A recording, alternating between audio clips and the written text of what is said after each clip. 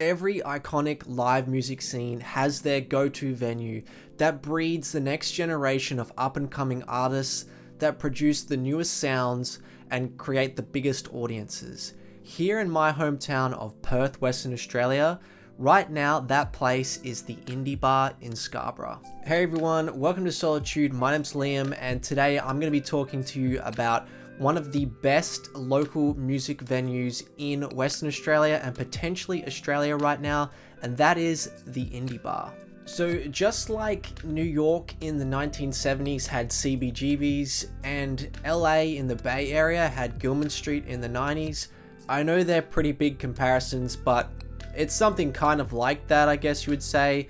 Right now in the mid to late 2010s and 2020s in Perth's scene, the Indi Bar is that venue for the indie rock scene that we have thriving in Western Australia right now.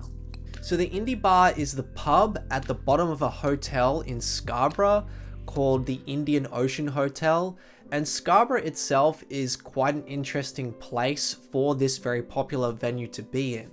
Because you see, in Perth, the nightlife scene really does revolve around mostly the city, Perth itself, and a next door neighbouring suburb called Northbridge, as well as the southern town of Fremantle, which is about half an hour drive south. But Scarborough is actually about 15 minutes north of Perth and is probably more well known for its surf and skate culture. Despite this, the Indi Bar in Scarborough has really been one of the groundbreaking places for a lot of Western Australia's best up-and-coming bands to grow an audience over the past 10 years, with the likes of Spacey Jane, Old Mervs, Dice and Ra Viper all growing their audiences with a lot of shows at this particular venue. So the Indian Ocean Hotel and its bar have been around for quite a long time actually. It was built in the 1970s and was originally called White Sands, and it's something about the venue that I really like now when I walk in, because it's kind of like walking into a 70s time capsule when you get in there. The carpet looks like it comes from the 70s.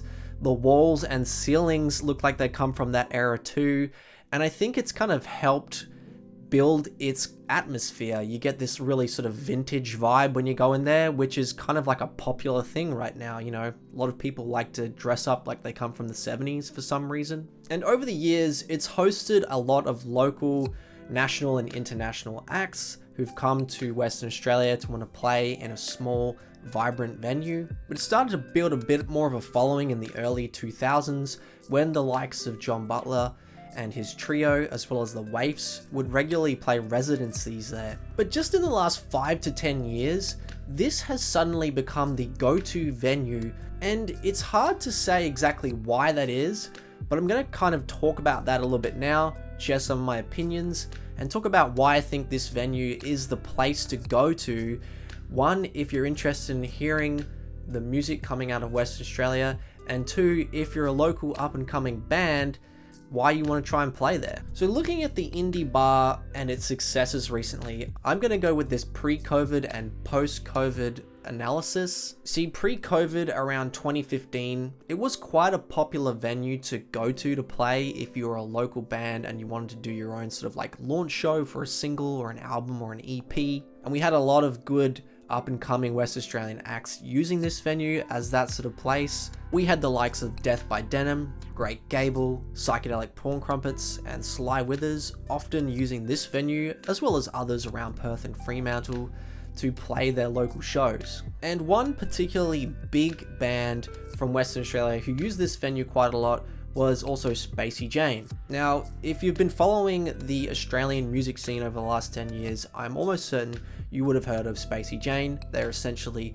the most popular rock band in Australia right now, who have just evolved in the last 10 years. And when they started to become more popular in Western Australia and Australia, they became extremely influential. And I think this is something that's not really being talked about a lot right now in the Australian music scene, but that sort of Spacey Jane sound is becoming more and more copied and a highly influential sound that everyone is trying to do right now. And that sound is that kind of glossy guitars, jangly rhythms, poppy sensibilities, catchy and emotional lyrics, you know, like this sort of stuff.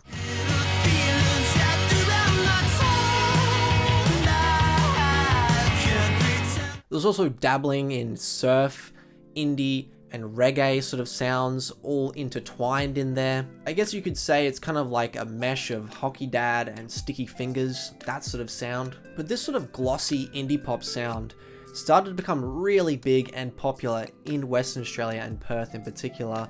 And the Indi Bar was the place to go to if you wanted to hear that over the last 5 to 10 years. So then when COVID hit, everything obviously shut down, live music venues were on their knees, and a lot of them have not recovered, and we've seen countless music venues around Australia close down over the last couple of years. But one sneaky move that the Indi Bar had was that they could open up their doors and have the pool area, which was a large outdoor space, part of their venue, so that they could invite more people in when regulations lowered for the COVID restrictions. So they were quickly one of the first places to open, and a place that would allow a lot of people to come to when the COVID regulations started to die down in Perth. Young people were looking for a place to go to see live music, to get back out into the community, and the Indi Bar happened to be that place. Of course, with the boom of Spacey Jane around this time, Booster Seat had just done really well in the Hottest 100.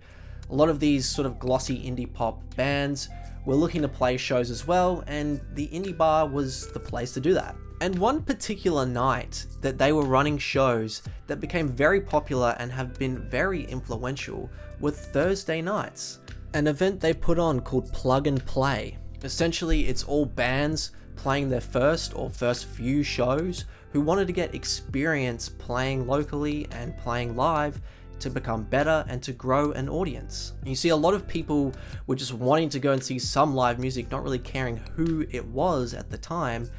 People would go to this one on Thursday night because, one, they liked that glossy sort of indie pop sound that was coming out of Perth, and a lot of the bands were playing it there.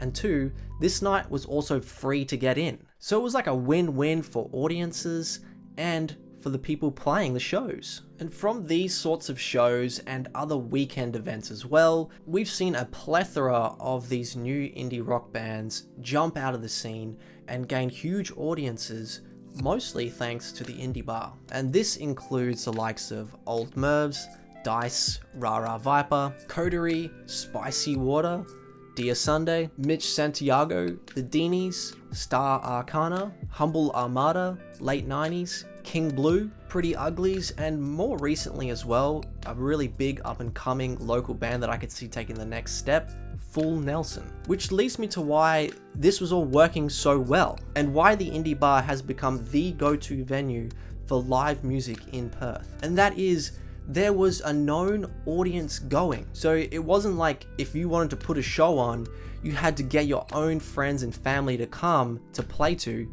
There would just be people going there knowing that something was on and hoping that they would like what they were going to hear, and you know what, they probably would. And a lot of the times they would find these hidden gem sort of bands on these Thursday night live and local shows. So it was really cool for the audience who was looking for a good time and didn't want to pay anything, and they would find connections with people there and also the bands that were playing. I also think another thing that was working really well, and that has worked really well there, is this culture of like inclusion and acceptance there. I've been to a few of these Thursday night shows myself, and something that I've found to be really cool is like that, you know, even though people are giving it a go, and you can tell not everyone's, you know, super professional and experienced, everyone's just willing to have a good time when they're watching and listening.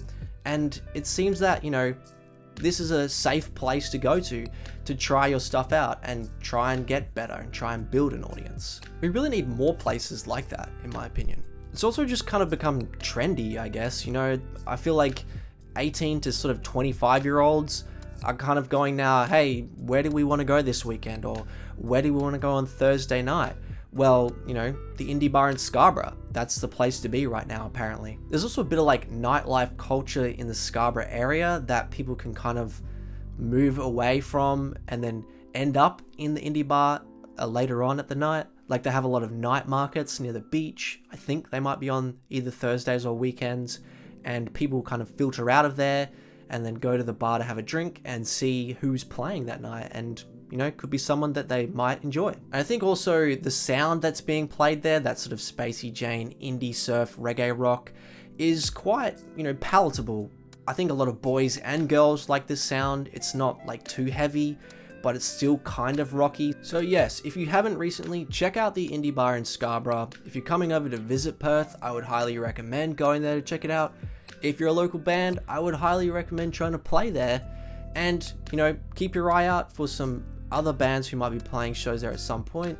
It's a really cool venue to go see. It's a little squishy once you get in there. It's kind of weirdly set up and situated, but the vibe in there is really cool. It's got a really nice atmosphere, and when the bands play, you feel like you're really up close to. It's a nice sort of intimate local gig. Thanks for checking out this video, everyone.